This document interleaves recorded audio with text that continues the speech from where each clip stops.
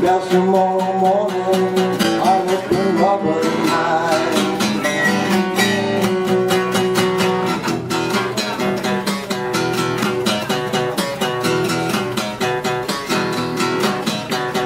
I'm a road runner, honey.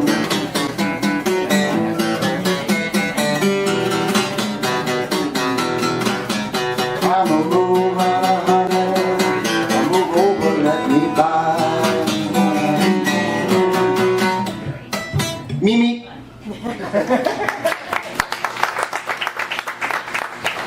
Thank you. Two of my poems that were published in the National Library of Congress in the U.S. anthologies, Tears of Fire and A View from the Edge, over 30 years ago. And I went home, I found another one in a box. And it sat there in the box for a long time. This one was published in 1996 in an anthology called Portraits of Fire. Listen. Listen to the wind song, to the silent flutter of butterfly wings, to the crash of a wave on a grain sand shore. Watch avidly as the cirrus wisps pass overhead and the sunbeams dance, laughing awe so gently. Pause so briefly to catch this moment in time. In the music of nature, the soil of the land, the rush of the sea, there rests my spirit.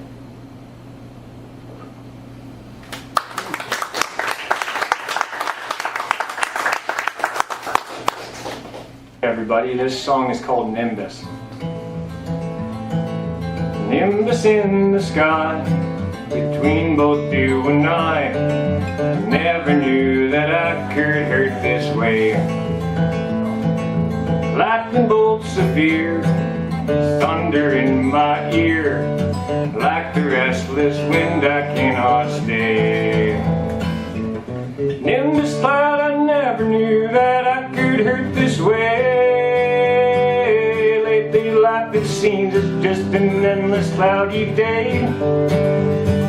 Where's your silver lining, do I ask to no avail?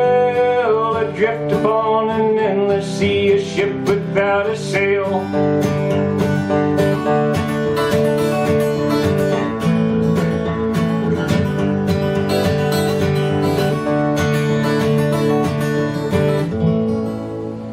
Nimbus cloud up in the sky, I feel your breath, I hear your sigh, and I know I'm just like you, all sad and blue. Weeping tears of rain, I feel your pain, but fool said I cannot lie. At least I don't throw lightning bolts that fry. Nimbus cloud, I never knew that I could hurt this way. Lately life it seems is just an endless cloudy day. Where's your silver lining, do I ask to no avail? Adrift upon an endless sea, a ship without a sail.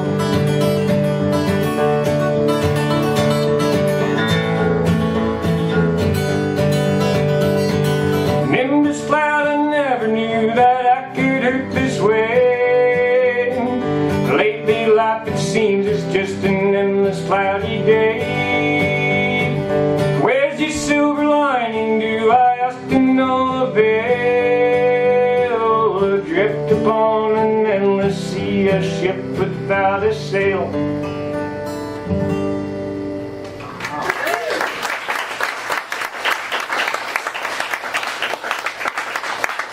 Thank you. My next song is called DRIVE. It's about me driving a truck. Same old tires, same old road, same old wheels carrying this heavy load. Living on the road was supposed to make you tough as a nail. Why has this heavy load made you weary, weak, and frail? D-R-I-V-E, D-R-I-V-E. I've been driving to Muskoka, going B-R-O-K-E. D-R-I-V-E, D-R-I-V-E. I've been driving to Muskoka, going B-R-O-K-E. I've driven 1,000 miles through snow and pouring rain. No fortune, future, or fame, just weary, aching pain. Maybe I should smarten up and just go back to school. But when the rubber hits the asphalt, I chase freedom like a fool. D-R-I-V-E, D-R-I-V-E. I've been driving New Muskoka, going B-R-O-K-E.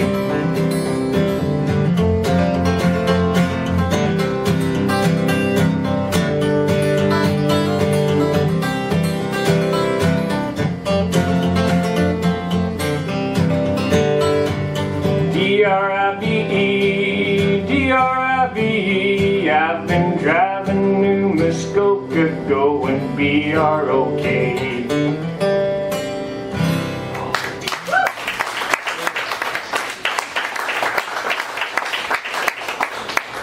Thank you. That's it for today. Oh, well, we're still not going to. Okay, so I have written a poem, and its title is on Death. A person that I loved left the face of the earth. The tears did not flow, and I thought it strange. I do not know. A person that I love left the face of the earth. I still hear their laughter and see their smile on their face. I do not know. A person that I love left the face of the earth. I wonder if I showed them my love in the way they needed or they wanted. I do not know. A person that I love left the face of the earth. Their memory had faded and they looked confused. I do not know. A person that I love left the face of the earth. They were a precious treasure to me and a gift to the world. Did they know?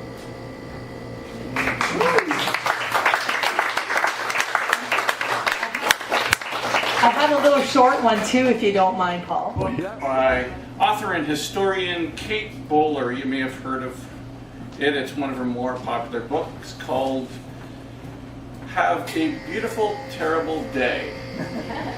And it is basically offers reflections in the midst of pain and difficulty. And if you haven't heard of the book, or if you haven't had time to read it, that's okay, because this song is my reflections on reading the book. And after I wrote it, I was, not that I'm comparing myself to the great King David of the ancient days, but I looked at the lyrics and I thought, this thing has certainly been written by someone like him, of such, being a man of wild emotion, running from lamentations and switching to joyous celebration or revelation. So, now that I've hyped it up way too much, this is all you got.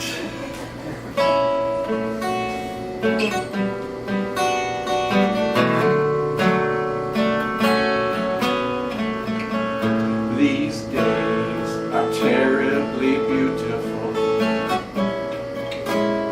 and beautifully terrible too. My flesh is leathery from ideals manufactured in my youth. Sick from living this way, I want to shed my skin. Glistens as it chafes away.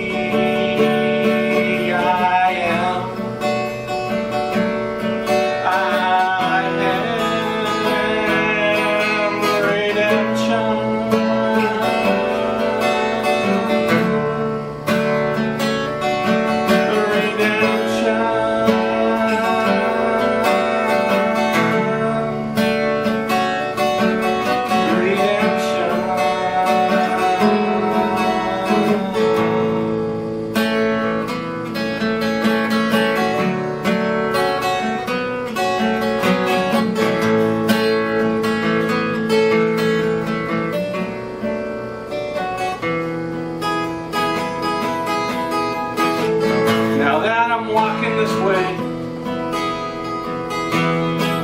It's time I shed this skin. See it glisten as it shadows away. I am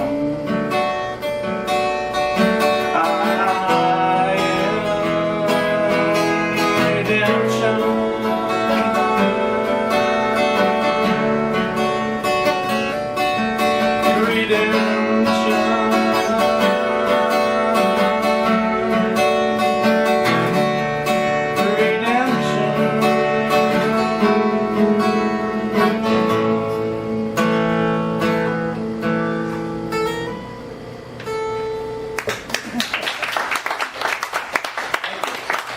Paul said Deep was your best song. Well, that was my only song, so Talent around here. So I've been writing for a long time. First time I've actually been out to read any of my stuff, so please be gentle. This one's called Fisherman's Lament. I feel my dory lift under my feet, and the sun warms my face. The cool breeze blows off the water and brings a slight mist of salty brine. It reminds me why I row my boat out each morning. The salt water I farm runs through my veins. It gives my life purpose. It is who I am and who my father was and his father before. We take only what we need, and we respect the sea and all she gives us, and also what she takes from us. Many have gone to their rest here, better and stronger men than I. They've been cuddled by her watery embrace. And when she calls for her payment for all she has given, we don't hate her for it, nor do we curse her. We all know the give and take of the life we live. And if my time comes to meet the watery mother, know that I regret not a single thing, and I will engage in the same dance, again and again and again.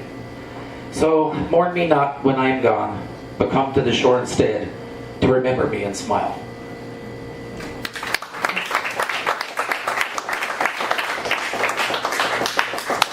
I didn't know I had 10 minutes, so.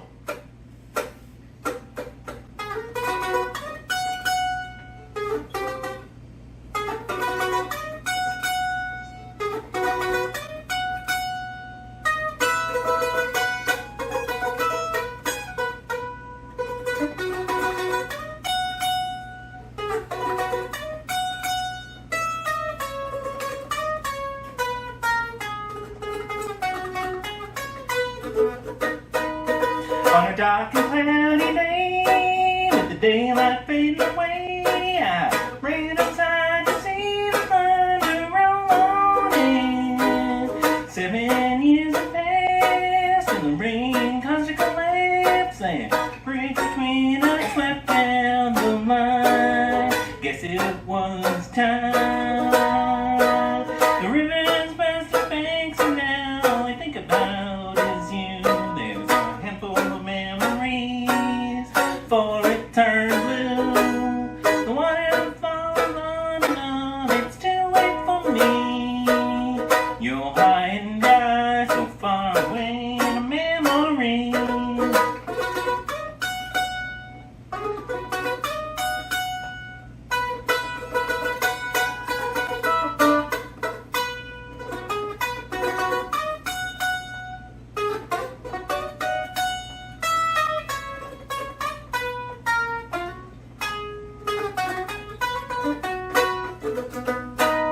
This time it won't leave my head. Rain is all that's left. It will flood the streets out with the dust shrouded all. 7 years have passed, and in all that time I've snatched just a moment of peace without your loving embrace. There's your space. The river's bunch of banks, and now all I think about is you.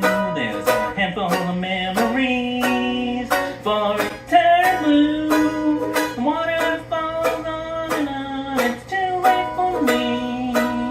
You're high and dry, so far away in a memory. Try it again.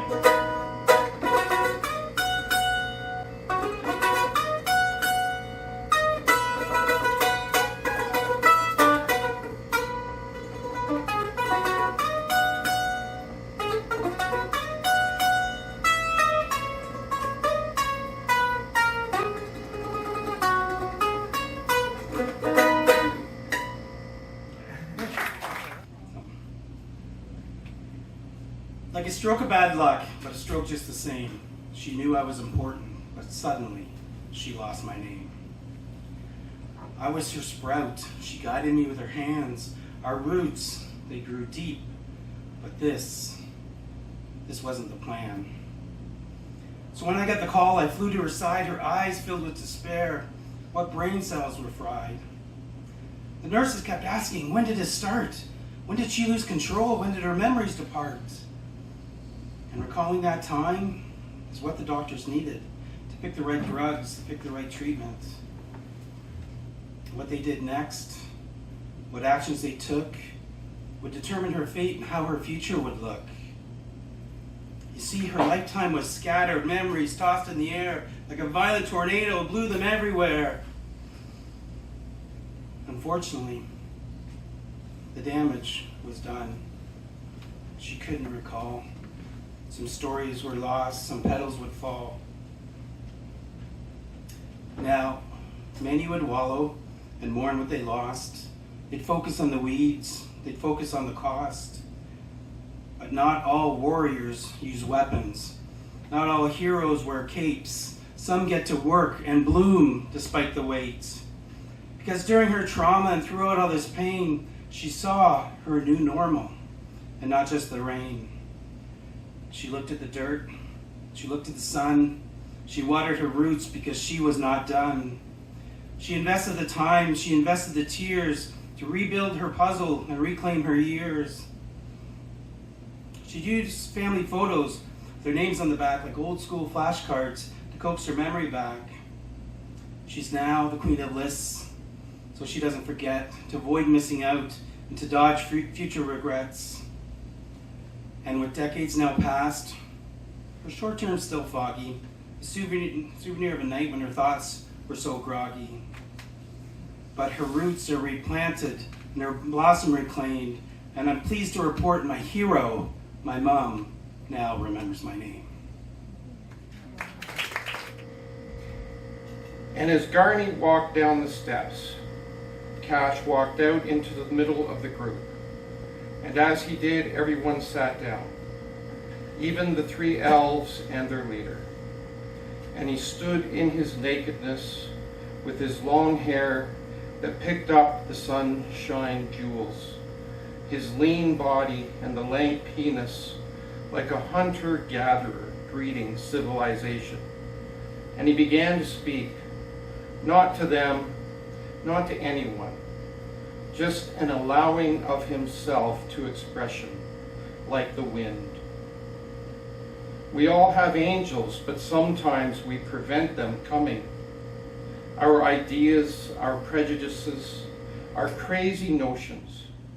I don't know, but you get yourself in a place where you can do nothing, where you have no ability to prevent your fate, and then they come. They are the saints in crazy costume. They come and your eyes open and you realize someone has been there all along. Help is there, present with you. There are families that are not family. It is the opening of yourself to those ones that is difficult. It is like grammar is difficult. But the time comes, like it has for me, that I let everything go, that I settle back into my life, who I am. There are angels. Spelling is a tough one too. Most of the time it's like dreaming. It's like reading. There are angels. They come as messengers and they bring help. Sometimes we want it another way. Maybe we want to be independent. We want to be strong. We want our way. But then, and this is the most beautiful time, you cannot resist. Life has taken you. You cannot resist. You cannot command your circumstances any longer. You are who you are. There is no one else. There is no one left.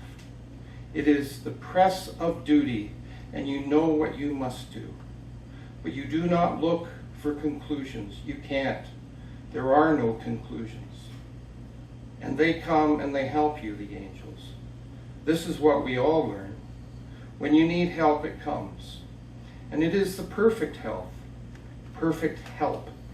It is specific to you, and it is what you and only you need. It is hard to accept it. To be perfect is how you accept it, but we avoid our perfections. It will break all the rules, perfection, but that is the way it goes. He had been looking at the ground and sky and not at them. Now he turned and focused on each one of them separately and individually. They are your rules. You invented them. They were not handed to you like a secret code of living that you obey or die. No, you chose them and you put them up on your wall like posters. And they got you far enough, but then they failed you. You kept looking to them for more and more help, but they got twisted with so much effort and the meanings distorted, and you abandoned them. You had to, because they had become useless. And then the angels came. You are not beings that live to eat, have sex, go to jobs, retire, go fishing, die. You are spirit beings who become separated, and this is a meeting place, a place to reunite. You create something new together. That is why. That is the way. That is why I must leave, because now that I have gathered you, I have other things to do. I must leave. My kind are different. I did not know it, but now I realize I am different, and I must go away to my kind. But what you have is precious, and I am drawn to it again and again. The love you have for each other, the love you have for me, is the precious elixir of the universe. It exists in minimal, microscopic amounts throughout this world. It must be mined to be harvested. I have made you my harvest, and you have made me into a precious thing. Like a plant carefully nurtured, you have grown me from the world, and the gods have desired me. They have come. They are my angels. So with love I say goodbye. The earth is yours. Begin again. Take your dreams and plant them like seeds. The harvest will take a lifetime, but that is fine. That is the way.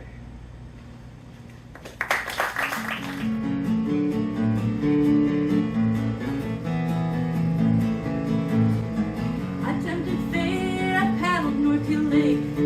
I was a long way from home, with a map in hand and a well-considered plan to trek those woods all alone. I took some time, I had to clear my mind. I felt those first raindrops land. I stopped to eat and to rest and cool my feet. I dragged my boulder through the sand.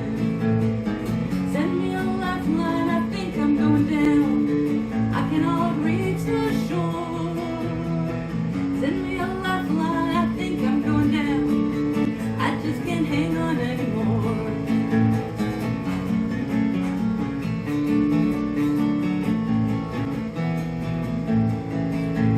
Surrounded by the hills, the shadows cast a chill. The day was dark, the wind was high. There was no doubt that I had to make it out to find the nearest sunny sky. Wind blew in the leaves, it chased me through the trees. The storm rolled in as I left shore. My canoe capsized as the lake began to rise, all alone and chilled down to my core. Send me a lifeline, I think I'm gonna drown. I cannot reach the shore. Send me a lifeline, I think I'm going down. I just can't hang on anymore.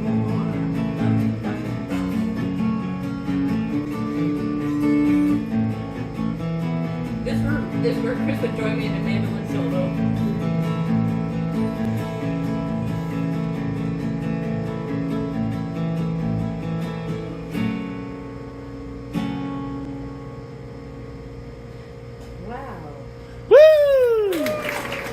A large crowd has gathered around the entrance of the cave of Machpelah.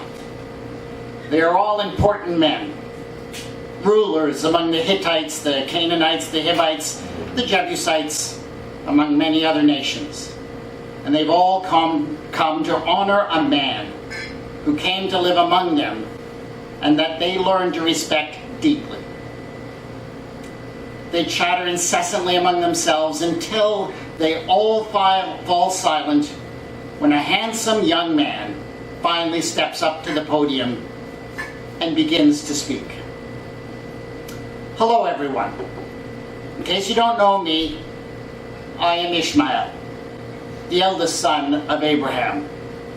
And on behalf of my brother Isaac and I would like to thank you all for being here today.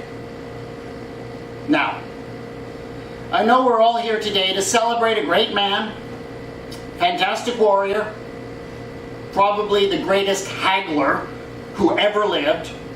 Well, I've heard it said that Abraham could have haggled the Lord himself down to paying 10 righteous men in exchange for an entire city. But whatever Abraham was to all of you, he was one thing above all others to me.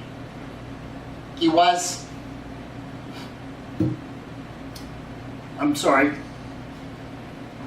he was my dad.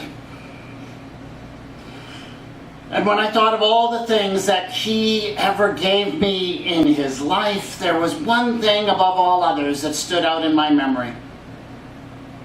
It's a long time ago. Isaac, brother, you may not even remember it because it was around the time when you were weaned. So you couldn't have been more than 4 or 5 years old. Around that time, Sarah, Isaac's mom, took offense to me. I don't really know why, but she went to Dad and told him in no uncertain terms that she wanted me and my mom kicked out of the family. Do you know what my father did? Did he stand up to Sarah? Did he say that she was being unreasonable? No. What he did was give me and my mom 2 things.